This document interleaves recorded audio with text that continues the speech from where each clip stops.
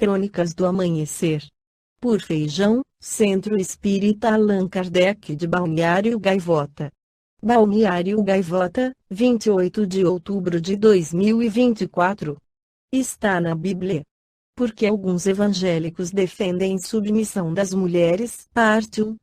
A declaração de uma deputada de que a mulher deve submissão ao marido trouxe à tona uma discussão antiga, porque alguns grupos evangélicos enfatizam tanto a submissão feminina.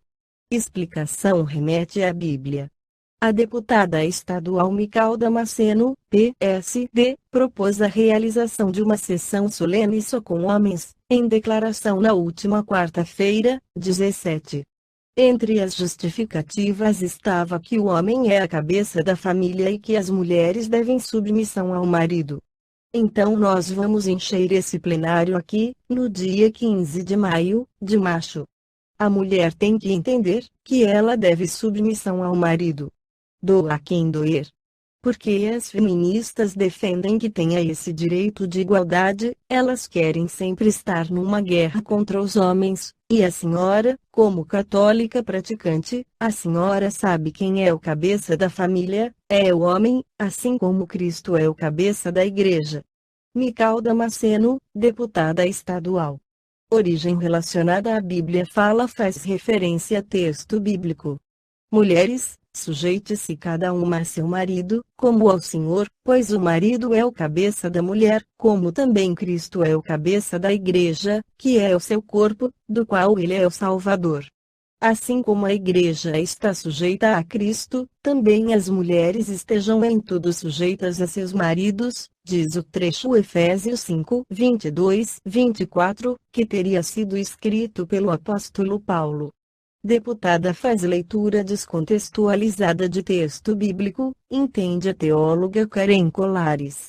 O trecho, segundo a pesquisadora, procurou estabelecer parâmetros de comportamento que fossem aceitáveis na época em que foi escrito, aproximadamente no século I, mas que também conservasse elementos próprios da fé cristã.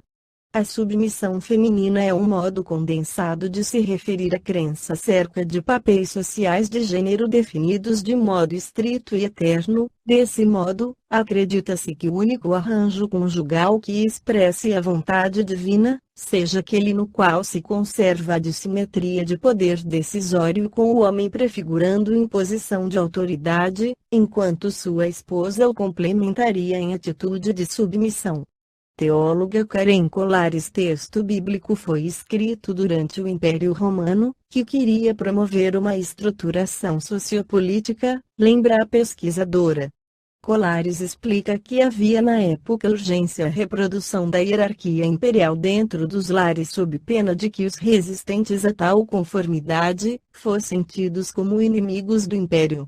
Orientação do apóstolo para que as mulheres fossem submissas ao marido se dava como uma forma de preservação da vida dessas pessoas, observa a pesquisadora.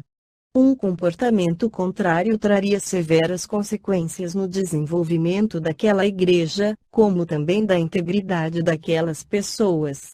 No entanto, transportar a aplicação literal do texto para o nosso contexto atual é, na explicação da doutora, uma reiteração de situações injustas, contrapondo-se ao que seria uma aplicação desejável do texto bíblico em foco. No Livro dos Espíritos, Allan Kardec esclarece sobre a igualdade dos direitos do homem e da mulher. 817. São iguais perante Deus o homem e a mulher e têm os mesmos direitos? Não outorgou Deus a ambos a inteligência do bem e do mal e a faculdade de progredir? 818. Donde provém a inferioridade moral da mulher em certas regiões? Do predomínio injusto e cruel que sobre ela assumiu o homem. É resultado das instituições sociais e do abuso da força sobre a fraqueza. Entre homens moralmente pouco adiantados, a força faz o direito. 819. Com que fim mais fraca fisicamente do que o homem é a mulher? Para lhe determinar funções especiais. Ao homem, por ser o mais forte, os trabalhos rudes, à mulher, os trabalhos leves, a ambos o dever de se ajudarem mutuamente a suportar as provas de uma vida cheia de amargor. 820. A fraqueza física da mulher não a coloca naturalmente sob a dependência do homem. A força que um sexo Deus concedeu é para que proteja o outro, não para que o escravize. Deus apropriou o organismo de cada ser as funções que lhe cumpre desempenhar. Tendo dado à mulher menor força física, deu-lhe ao mesmo tempo maior sensibilidade, apropriada à delicadeza das funções maternais e à fragilidade dos seres confiados aos seus cuidados. 821. As funções a que a mulher é destinada pela natureza terão importância tão grande quanto as deferidas ao homem. Sim, maior até. É ela quem lhe dá as primeiras noções da vida. 822. Sendo iguais perante a lei de Deus, devem os homens ser iguais também perante as leis humanas. O primeiro princípio de justiça é este: não façais aos outros o que não quereríeis que vos fizessem. Assim sendo, uma legislação, para ser perfeitamente justa, deve consagrar a igualdade dos direitos do homem e da mulher.